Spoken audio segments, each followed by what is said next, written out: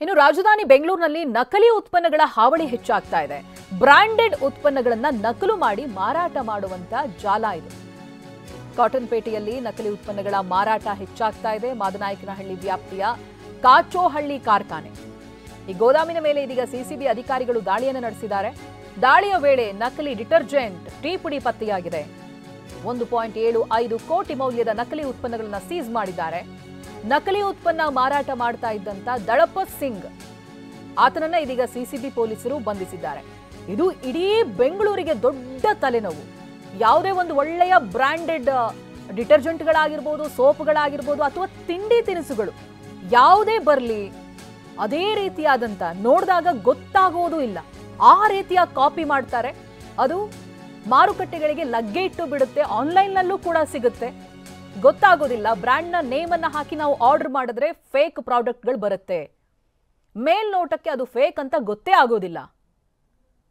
ಮಾದನಾಯಕನಹಳ್ಳಿ ವ್ಯಾಪ್ತಿಯ ಕಾಚೋಹಳ್ಳಿ ಕಾರ್ಖಾನೆಯಲ್ಲಿ ಇಂಥದ್ದೇ ಡೂಪ್ಲಿಕೇಟ್ ಪ್ರಾಡಕ್ಟ್ಗಳನ್ನು ತಯಾರಿಸ್ತಾ ಇದ್ರು. ನೋಡಿ, ಬ್ರಾಂಡೆಡ್ ಸೀಲ್ಗಳಿರುತ್ತೆ, ಎಲ್ಲ ಇರುತ್ತೆ. ಆಮೇಲೆ same to same colour combination ಕೂಡ ಇರುತ್ತೆ. ಟೀ ಪೌಡರ್ಗಳನ್ನು ಪರ್ಚೇಸ್ ಮಾಡಿ ಅಥವಾ ಕಾಸ್ಮೆಟಿಕ್ ಐಟಮ್ಗಳು, ಡಿಟರ್ಜೆಂಟ್ಗಳು ಎಲ್ಲವೂ ಬ್ರಾಂಡೆಡ್ ನೇಮ್ ಇರುತ್ತೆ. ಆಸ್ ಇಫ್ ಈ ಒರಿಜಿನಲ್ ಪ್ರಾಡಕ್ಟ್ಗಳಿದೆಯಲ್ಲ ಅದೇ ರೀತಿಯಾಗಿ ಪ್ರಿಂಟ್ಗಳು ಕೂಡ ಇರುತ್ತೆ.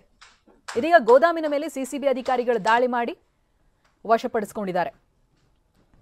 ಈ ಬಗ್ಗೆ ಡೀಟೇಲ್ಸ್ ಅನ್ನ ಪಡೆದುಕೊಳ್ತಾ ಹೋಗ್ತೀನಿ. ಪ್ರತಿನಿಧಿ ಪ್ರದೀಪ್ ಫೋನ್ ಸಂಪರ್ಕದಲ್ಲಿದ್ದಾರೆ.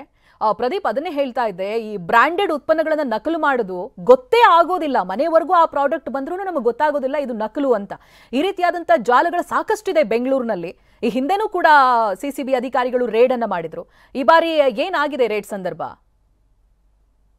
ಬೆಂಗಳೂರಲ್ಲಿ ಪದೇ ಪದೇ ನಕಲಿ ಪ್ರಾಡಕ್ಟ್ ಗಳ ಒಂದು ಹಾವಳಿ ಕಂಡು ಬರ್ತಾ ಇರೋದು. ಸಿಸಿಬಿ ಅಧಿಕಾರಿಗಳು ಎಷ್ಟೇ ದಾಳಿ ಮಾಡಿದ್ರು ಸಹ ಈ ನಕಲಿ ಪ್ರಾಡಕ್ಟ್ ಗಳನ್ನ ಇದ್ ಮಾಡಕ್ಕೆ ಆಗ್ತಾ ಇಲ್ಲ. ಯಾಕಂತ ಹೇಳಿದ್ರೆ ಅದು ಟೀ ಪುಡಿಯಿಂದ ಹಿಡಿದು ಮತ್ತೆ ಮಸ್ಕಿಟೋ ಕಾಯಿಲ್ ಅಂದ್ರೆ ಗುಡ್ ನೈಟ್ ಮತ್ತೆ ಈ ರೀತಿಯಾಗಿ ಮತ್ತೆ ಡಿಟರ್ಜೆಂಟ್, ಸೋಪು ಮತ್ತೆ ಆಯಿಲ್ ಎಲ್ಲದರಲ್ಲೂ ಸಹ, ಜೊತೆಗೆ ಸಿಗರೆಟ್ ವಸ್ತುಗಳನ್ನು ಸಹ ನಕಲಿ ಆಗಿ ರೆಡಿ ಮಾಡಿ ಮಾರ್ತಾ ಇರುವಂತದ್ದು ಬೆಂಗಳೂರಲ್ಲಿ ಕಂಡು ಬರ್ತಾ ಇರುವಂತದ್ದು. ಸದ್ಯಕ್ಕೆ ಸಿಸಿಬಿ ಅಧಿಕಾರಿಗಳು ಈ ತರದೊಂದು ಮತ್ತೊಂದು ಅಡ್ಡೆ ಮೇಲೆ ದಾಳಿ ಮಾಡಿದ್ರು. ಈ ವೇಳೆ ಅಂದ್ರೆ ಕಾಟನ್ ಪೇಟೆಯಲ್ಲಿ ಮೊದಲಿಗೆ ದಾಳಿ ಮಾಡ್ತಾರೆ. ಅಲ್ಲಿ ಒಂದು ಗೋದಾಮ್ ಇರುತ್ತೆ. ಅಲ್ಲಿ ನಕಲಿ ಸರ್ಫೆಕ್ಸಲ್ ಮತ್ತೆ ರಿನ್ನು, ಏರಿಯಲ್ಸ್, ಗುಡ್ ನೈಟ್ ಮತ್ತೆ ಆಲ್ ಔಟ್ ಸೇರಿದಂತೆ ಇನ್ನಿತರ ಉತ್ಪನ್ನಗಳನ್ನ ಇಟ್ಟು ಅಲ್ಲಿ ಮಾರಾಟ ಮಾಡ್ತಿರ್ತಾರೆ.